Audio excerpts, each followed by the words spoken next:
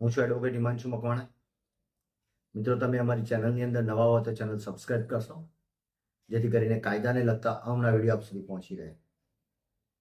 હવે મિત્રો, police report એટલે શું? તો મિત્રો જાણીએ તેના વિશે. પોલીસ રિપોર્ટ એટલે ભારતીય નાગરિક સુરક્ષા સંહિતાની કલમ 193 હેઠળ પોલીસ અધિકારી વડે મેજિસ્ટ્રેટને મોકલવામાં આવેલો રિપોર્ટ એટલે કે ચાર્જશીટ.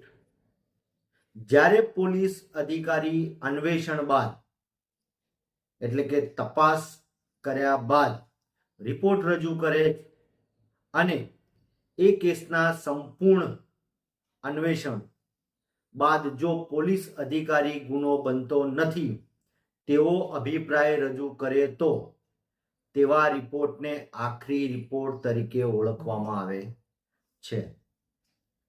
એની અંદર મિત્રો જોઈએ સમરી રિપોર્ટ.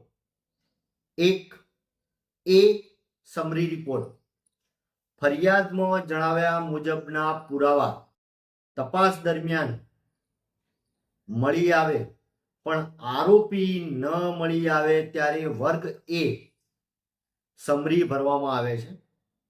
ભવિષ્યમાં જ્યારે પણ આરોપી મળી આવે ત્યારે કેસ રીઓપન કરીને ચાર્જશીટ કરી શકાશે. 2 બી સમરી રિપોર્ટ ખોટી ફરિયાદ હોય જ્યારે ફરિયાદમાં જણાવ્યા મુજબ પુરાવા મળી આવે.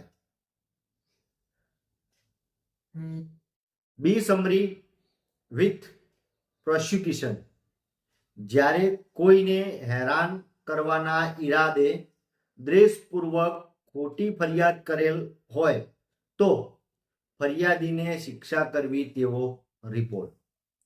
3 સી સમરી રિપોર્ટ ભૂલથી ભરેલી ફરિયાદ માહિતી કે હકીકતની ભૂલના કારણે થયેલ ફરિયાદ હોય તો શ્રી સમરી ભરવામાં આવે છે. એબેટેડ સમરી તપાસ દરમિયાન કે કેસ ચલાવતા સમયે આરોપીનું મૃત્યુ થયેલ હોય તો કોઈને સજા થતી નથી. એનસી સમરી એટલે કે નોન કોગ્નિઝેબલ સમરી ફરિયાદ થયેલ હોય કોગ્નિઝેબલ પ્રકારના આરોપ હોય પરંતુ તપાસ દરમિયાન કોગ્નિઝેબલ આરોપો ટકી ન રહે તો આરોપો ગણવા માટે સમરી ભરવામાં આવે છે.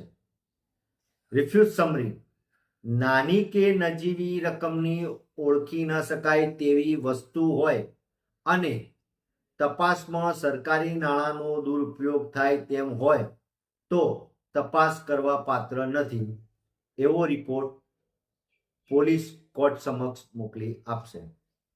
તો મિત્રો, આપણે જોયું પોલીસ રિપોર્ટ એટલે શું.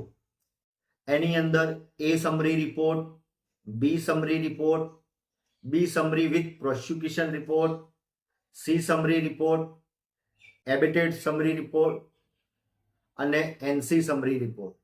તો મિત્રો, ફરિયાદ થયા બાદ જે ચાર્જશીટ કરવામાં આવે છે એટલે કે કોઈ ગુનાની તપાસ પૂર્ણ થયા બાદ તેની ચાર્જશીટ કરવામાં આવે છે એટલે એનો પોલીસ રિપોર્ટ કરવામાં આવે છે. એના વિશે આપણે આ જાણકારી મેળવી. મિત્રો, આપને આ વિડીયો ગમ્યો તો લાઈક કરજો, શેર કરજો, કોમેન્ટ કરજો. અસ્તુ. જય હિન્દ, જય ભારત.